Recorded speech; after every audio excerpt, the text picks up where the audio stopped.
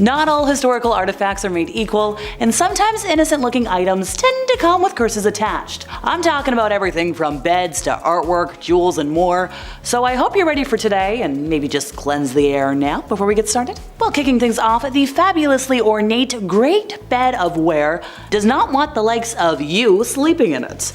This lavish oak bed is richly decorated with carved figures and a lot of beautiful scenes, and is so big it is rumored to comfortably sleep 4 couples. Allegedly, the bed was made in the 15th century for King Edward by carpenter Jonas Fosbrook, but throughout the years found itself being passed between the inns of Ware, where commoners were able to sleep in it and cover it in graffiti. The disrespect and defacing of this regal item angered the ghost of Fosbrook, who now attacks any commoner who sleeps in the bed that he made for noble lineage only. This great bed is quite possibly the most famous bed in British history and has been mentioned in several literary works, including Shakespeare's Twelfth Night, Byron's Don Juan, and more.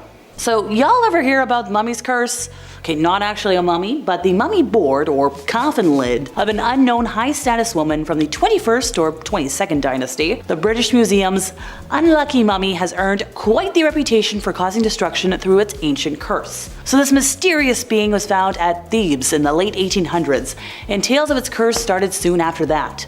It's said that of the 4 young Englishmen who bought it, 2 died in incidents, and a couple folks died in poverty. A string of illnesses, accidents, and deaths following this are all said to be attributed to the mummy.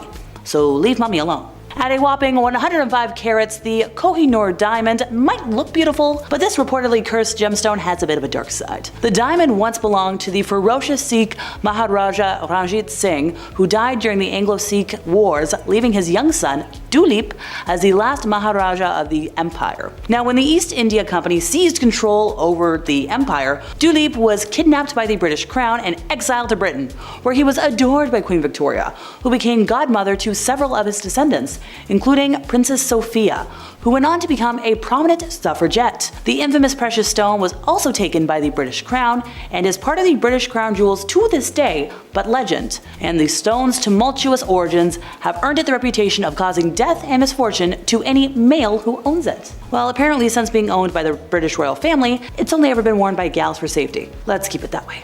Within Roman military history, the Greco-Roman ballista was a weapon similar to the crossbow, but at a larger scale, which fired arrows or stones. In 1989, archaeological works were being carried out on the Israeli-Syrian border.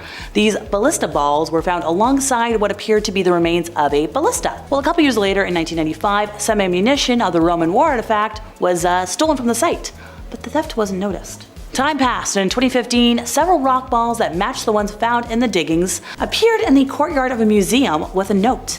This note, supposedly written by the thief, stated that after stealing the balls, he had experienced profound bad luck, and he believed them to be cursed. Unofficial reports claim that among the calamities the person describes in his note, he comments that ruin fell upon him, as he had a prosperous business that ended suddenly when those rocks came into his life. It is also said that sometime later his family abandoned him, and he was forced to get rid of many other possessions to settle debts and avoid bankruptcy until he realized the origin of his problems. Get rid of them.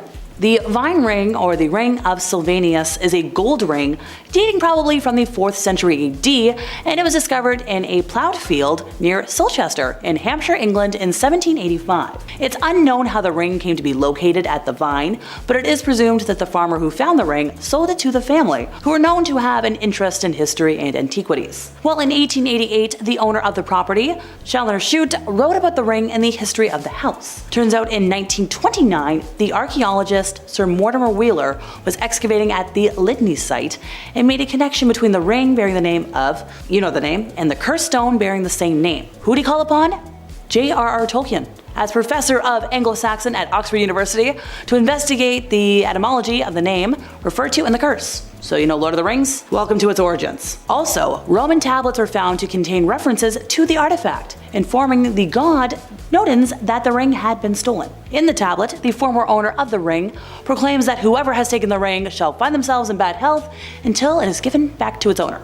So just give it back. A witch trapped in a bottle is kind of a form of countermagic. So if a witch was threatening you, the defense? Well, you were gonna create a witch bottle. You were going to attract her and capture her in her evil energy. So these bottles were often filled with rape substances or seawater to, well, off the witch. You'd also use pins and other things to impale them, and herbs to repel them. One analysis of a witch's bottle revealed that it contained urine, iron nails, brass pins, clumps of hair, fingernail clippings, and maybe even belly button lint. So the woman who donated a particular bottle to a museum was like, they do say there be a witch in it, and if you let it out, there be a lot of trouble. I don't want to do that. I don't need trouble. Bellarmine jugs were named after the Italian Cardinal Robert Bellarmine, who wrote anti-Protestant literature to counter the Protestant Reformation. So in 1930, he was canonized as a saint. Now, there is no clear connection between the saint and the jugs, but there's a couple of theories. For starters, some folks thought that naming the jugs after Bellarmine was conceived by Dutch and English Protestants in order to ridicule him. And another one, well, Bellarmine was famously anti-booze. So a bottle and its contents are believed to be used as a counterspell against witchcraft. And there's a lot of other examples of this. Witches' bottles, yeah, we talked about this earlier. So these bottles were found focused around entrances such as fireplaces, doors, beneath the floor, in the walls. Why would you do this? Well, you don't want a witch coming into your house. You don't just protect against vampires, folks. So why did we put iron pins or nails into these bottles? Well, it was believed that iron had magical properties when it came to witches or vampires or all sorts of things. Cursed books. Can't talk about witches without them. The Malleus Maleficarum, translated as the Hammer of Witches, was a book originally written in 1486 by Heinrich Kramer under the name Heinrich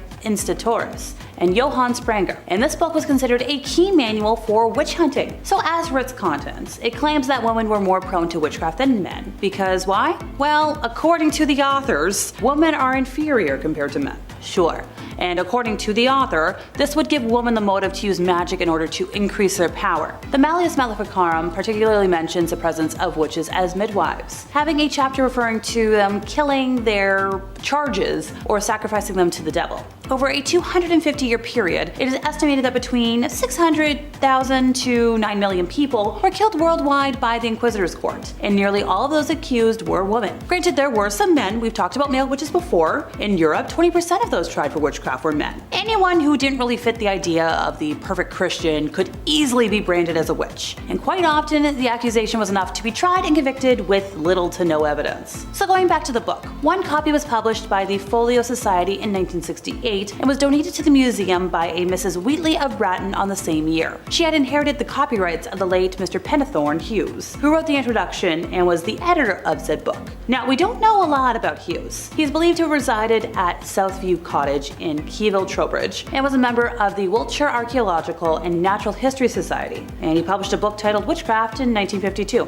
Pretty apt. Ah, the Conjuring mirror. No, this has nothing to do with the Hollywood franchise. Originally belonging to a 45-year-old New Jersey man named Oliver Birnbaum, it was used to practice a medieval ritual known as speculum, or mirror magic. He performed a lengthy incantation ritual known as a conjuring formula, inviting the spirit world to assist him in manipulating the future. So when he was first starting to play with magic, Oliver didn't see a lot in the mirror, but the more he concentrated his attention into the mirror, the more control he gained, and the more he could see. So after performing this ritual obsessively for many months, he got to the point where all he had to do was be like, hey, I want to see this, and it would appear. He could tune into the future whenever he wanted. He also had the ability to project people he didn't like into the mirror and single them out for punishment or revenge. So for example, you'd see a victim in a future situation. Oliver would will misfortune to that person, and he'd see it happen just the way he planned it. And while this sounds like a fun way to imagine something, this would actually happen in real life, thanks to inhuman spirits. Now eventually Oliver got to the part where he was so full of himself, he forgot to give homage to Satan, and as a result, the evil he proposed for others began to occur to him, and the spirits he turned loose on his enemies now infested his home. Look, I don't recommend summoning spirits, but if you're gonna do it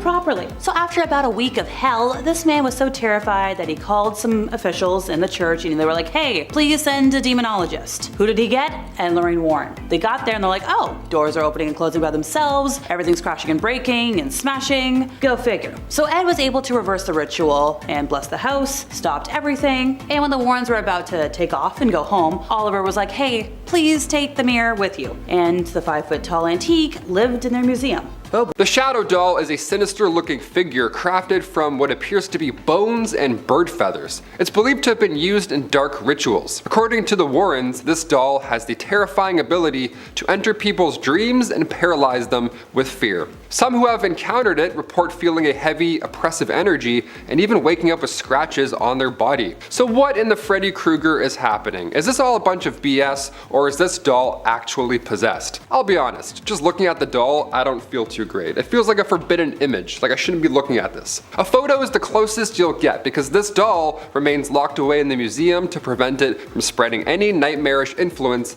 any further. So take a good look.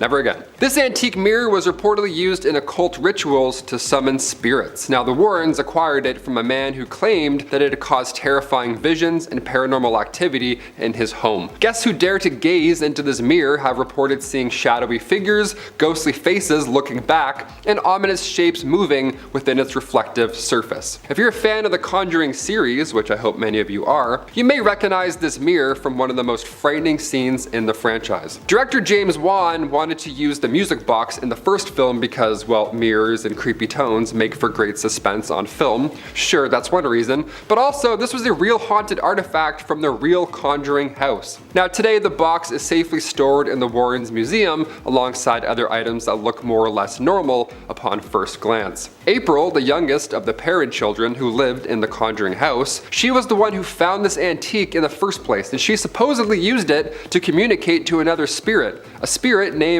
Rory. Casual name for a spirit, Rory. In the movie, this was a happy ending with the family and the curse, but in real life, the Bathsheba Sherman witch curse was never resolved. That was just for the movie, so sleep in fear. The satanic idol was discovered in the woods of Connecticut. It's this bizarre carved figure, and it just looks odd. It looks like something from the Blair Witch Project, doesn't it? Just looking at a photo of this idol gives me chills. I don't want this anywhere in my home. Thank you very much. Where did it come from? How old is it? What does it mean? The Warrens believe that the statue was used in satanic rituals to invoke demonic spirits. Love that. Love a real artsy connection. When Ed Warren brought it back to the museum, he said strange occurrences began the day of, such as disembodied voices and an overpowering sense of dread permeating the area. Some visitors have felt nauseous or faint near this idol as if it emits a malevolent energy.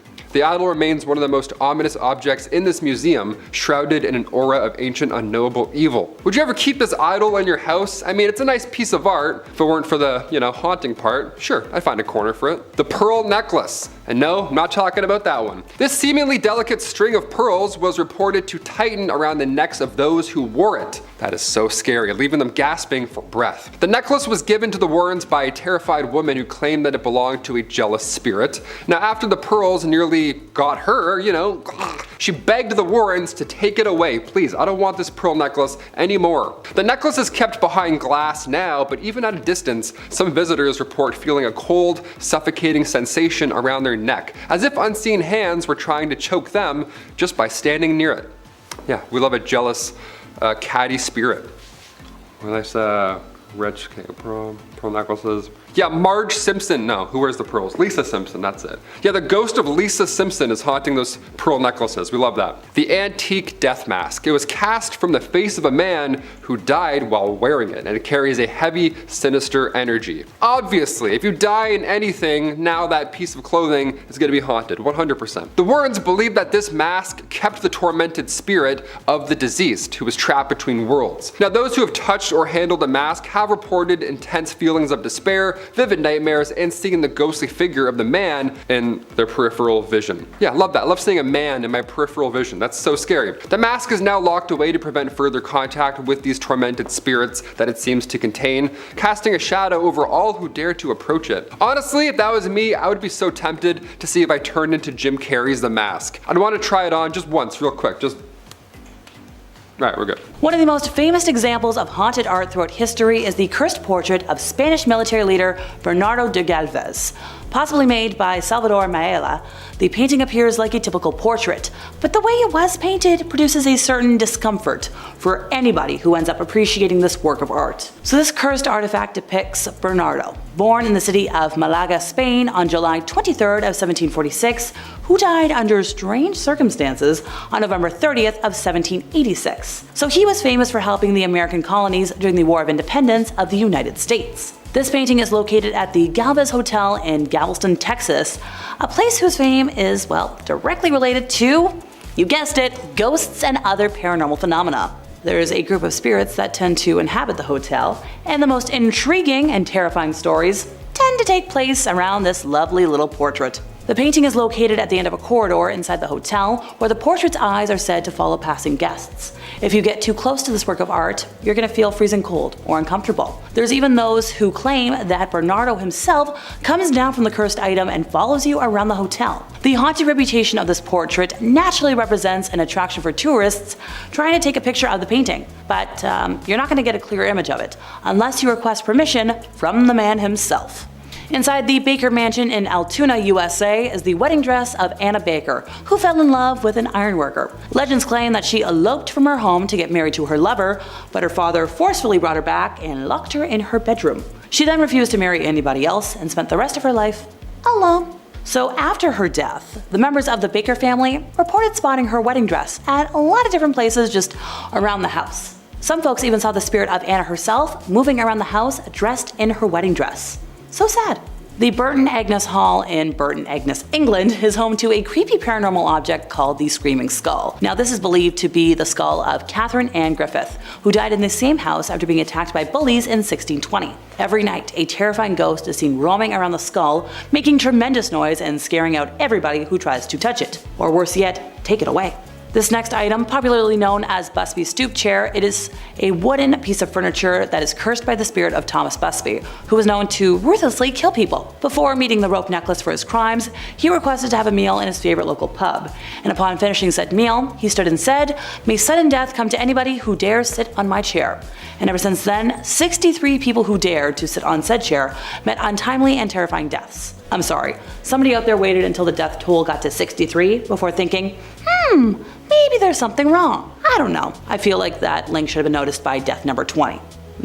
Later on in history, the owner of the pub donated the chair to the museum, and it's still there. It's hanging about 1.5 to 2 meters off the ground. Why? Well, we don't want any further deaths. I don't know. I don't think that's high enough. People will still find a way.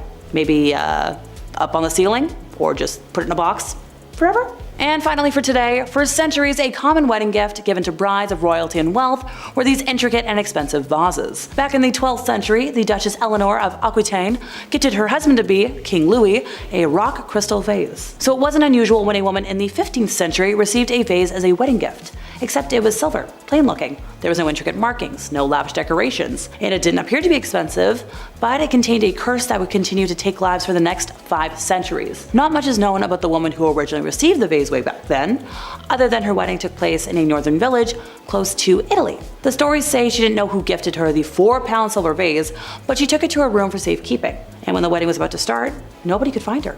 Her husband-to-be searched for her and found her in her room, lying on the ground, clutching the vase with a fierce grip before passing away just moments later. Well, at her funeral, the now Bassano vase was given to one of her family members for safekeeping. But within days, they were also dead. At the time, nobody thought the vase was the cause of it, and they gave it to somebody else. Yeah, anybody want to guess? You guessed it. A couple days later, they croaked. The family finally put 2 and 2 together and reached out to a priest for guidance, under the belief that whoever gifted the bride the vase put a curse on it, or had it made with cursed materials. They were instructed to bury it on sacred grounds. Well, a lot of folks believed it was buried near the same church where the priest resided, but it's not exactly known where it was buried, since it stayed clear of the history books for around 500 years. In 1988, an unnamed man happened to dig up the vase, and within it found a note reading, "Beware, this brings death." He ignored the note, tossed it away, brought the vase to an auction house. Yep, those who ignore history, doomed to repeat it. It was sold to a local pharmacist for the equivalent of $2,000 in today's money. Well, 3 months later, the pharmacist had passed, and his family sold the vase to a doctor, who also passed away.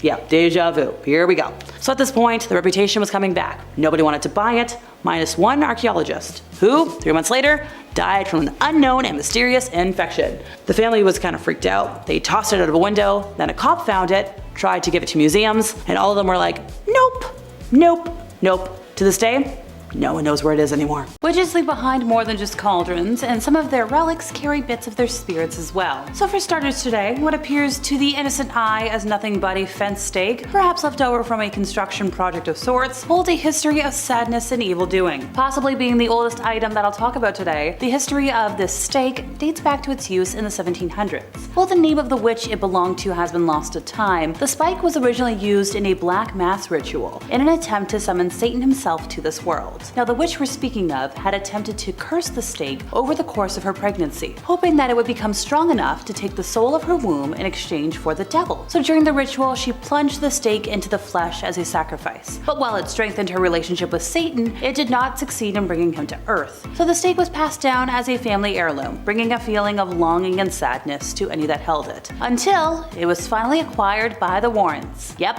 Ed and Lorraine came into possession of this spike, and its story was told in The Demonologist, a book penned by Gerald Daniel Brittle about the Warrens' career, and some of the more rare items in their museum. It's quite a fascinating reference book, especially since it came out way before the Warrens were synonymous with Hollywood demonic. So the last I heard about this spike was that it was being held in the Warren Museum, but when you know that the Warren Museum is technically closed, I wonder if any vandals break in, like what damage they could do with something that looks so unassuming but is so dangerous. Also, with my knowledge of how the Warren son-in-law, Tony Spera, is playing around with the artifacts, I'm a little bit worried that this unassuming spike could wind up back in the hands of some fool and cause a lot more harm in the world. A witch's talisman contains a number square and non-standard English words. It is believed that it may incorporate names of angels, demons, elementals, or worse. This one in particular was reported to have been used by a witch, and it's uncertain what the main purpose of this talisman would have been. Look, a talisman can be defined as an object believed to have magic powers, or hey, maybe it can bring good luck. They come in all shapes and sizes. This one in particular was found in a cottage. Contrary to popular belief, most talismans are not worn, even though there is evidence that some folks did wear them around their necks. They're often carried about in pockets, purses, however you carry things. And usually they are kept near the person or object that they are supposed to protect. So if we're going to travel over to Wiltshire, they have their fair share of witchcraft stories. There have been multiple folks across the county that have been accused and found guilty of being a witch. Interestingly enough, Oaksey Village Pub was rumored to have witch crosses as decoration to just ward off demons. Gotta protect yourself, folks. John Dee was one of the best known magicians of the 16th century, and it is said he used a specific crystal to tell the future and cure disease. According to his own account, the angel Uriel gave him the crystal, along with a recipe for the philosopher's stone. So using crystals in this way was kind of illegal, but Dee got away with it. The specific crystal was later gifted to another alchemist, who stopped trying to use it in 1651 when he believed a demonic god burst out from it, at least according to the Science Museum of London. The vampire's coffin. This small ancient coffin was brought to the Warrens by a family who believed that it housed the spirit of a vampire. First of all, Team Edward, that's pretty cool. I love a vampire. I wanted to be one when I was a kid. Still do, whatever, we won't talk about it. But the coffin, intricately carved with sinister symbols, was said to bring misfortune and ill health to anyone who owned it. I mean, yeah, it's a vampire coffin with sinister symbols. You don't have to explain why this is a bad one to touch. No touchy, no vampire touchy. The Warrens explained that the coffin was a powerful dark relic capable of channeling vampiric energy and feeding on the life force of those nearby. Maybe that's why I'm so pale. Maybe just talking about it, the life force is leaving me as we speak, so better move on, huh? The Crooked Man's Cane. A twisted, gnarled cane allegedly belonging to a malevolent spirit known as the Crooked Man. This guy was in The Conjuring 2, and I gotta tell you, I think I could take him. To be honest. Crooked man meet lanky man. Let's do this, pal. The cane was found in an old house where people experienced strange accidents and misfortunes, all that bad stuff, you name it. So the Warrens took possession of it, believing that it was cursed and had been used as a focus for dark rituals. Since then, visitors who have touched the cane, not sure why you would ever do that, but they all reported feeling an intense cold and seeing the shadowy figure of a bent old man following them around, whispering in a creepy voice. Yeah, he probably wants his cane back. Sounds like he just needs that. I don't know. He's hunched over and he's unhappy. Sounds like a man who for sure needs a cane. Maybe that's my opinion. Maybe if you didn't take people's belongings, you wouldn't be cursed, Ed and Lorraine. Just a thought. The bridal dress. This antique wedding dress is said to be cursed, as are all of these objects, causing tragedy for anyone who tries it on. Okay. I'm not sure I can fit in this one, so I don't gotta worry, but some of you, good luck. The dress was worn by a bride who was driven mad on her wedding day and killed her groom. Yeah, that's love at not first sight. The Warrens believed that her spirit remained attached to this dress, filled with jealousy and rage. Now, several women who tried the dress on, again, not sure why you would do that, they all experienced terrifying visions and sudden outbursts of anger. Maybe the husband was like, I don't know, it looks a little big on you. And she's like, I'm angry now. Maybe it was normal. But one woman nearly attacked her fiance after wearing it, so maybe it's the relationship, maybe it's the curse. I don't want any more answers. The dress is now stored in a glass case where its dark energy can be contained but not entirely subdued. So don't try this one on. Maybe leave those spaghetti straps off and away. The toy monkey. This one's kind of fun but very, very haunting. This old-fashioned toy monkey with symbols is far from playful. We've all seen these, right? Just smacks the symbols together. Not sure who would want that. It's pretty loud and annoying, but I get it. It was brought to the Warrens by a family haunted by this constant, eerie sound of the monkey symbols clashing at night. Even when the toy had no batteries, the monkey would crash on. That hurt my knuckle doing that. The family reported poltergeist activity at first and seeing shadowy figures all around the monkey after they arrived in their home, which, I mean, telltale sign that you have a cursed house, for sure, that monkey's cursed. But the Warrens believe that the toy serves as a conduit for a demonic presence, seeking to torment and frighten. It's now displayed, of course, behind glass and its symbols forever at rest. Honestly, I would want to hear it play just one symbol, just one, and then I'll go home, because I don't really believe this one. I don't believe that there's a haunted toy. Although I did grow up with Furbies, so maybe I do believe in haunted toys after all. Those things would do whatever they want. The werewolf paw. In Annabelle Comes Home, we see in the museum a werewolf paw sitting on a shelf. That's a little Easter egg in a not so great movie. Then later on in the film, we see a real werewolf outside of the Warrens. Alright, this is most likely a nod to a London case involving the Warrens, where a man was behaving like a werewolf. Love that. Love when a guy just freaks out. He would just flip and become one. Not physically, he wouldn't grow hair or anything like that, but he would use his fingers like claws and he would growl and attack people on the streets of London. That's a werewolf. Call it what you want. That's definitely a werewolf curse. This man was William Ramsay, and the Warrens believed this to be the same spirit responsible for transforming humans into wolves back in the day, aka lycanthropy. In 1989, the solution was for Ed and Lorraine to bring Bill to the States, where Bishop Robert McKenna performed an exorcism, turning the man back into his regular, non-wolfy self. Now, could there be a real wolf paw in the museum responsible for the Werewolf of London case? Probably. It's not confirmed, but if it's in the movie, I'm guessing there's something like that lying around. Ooh, terrifying.